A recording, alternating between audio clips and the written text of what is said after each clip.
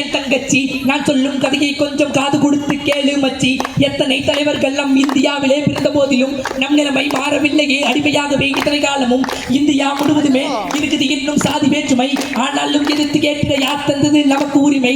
தொட்டாலே தீட்டென்றான், பார்த்தாலே பாவம் என்றான். இல்லாத கட்டுக்கதைகளை சொல்லி சொல்லி நம்மை தள்ளி வைத்தான். பள்ளியில் சேர முடியாது, கோவிலுக்குள் பாதம் நுழையாது, சாலையில் போக முடியாது, சாகடித்தாலும் கேட்க ஆளுது. 1000 ஆண்டுகள் போனது எப்படி, ஆனாலும் இன்றைக்கு மாறுகிற படித்து பார்க்கும் வரலாறு.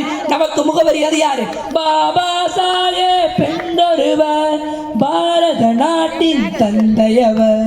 பாபா சாஹேப் என்றொருவர், உரிமையை வாங்கி தந்ததவர்.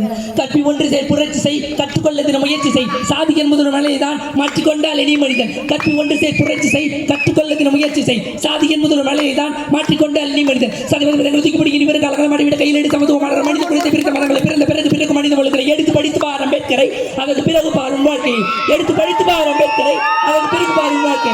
ஜெய ஜெய பீமன சொல்வோமே, சாதிகள் இல்லை வெல்வோமே.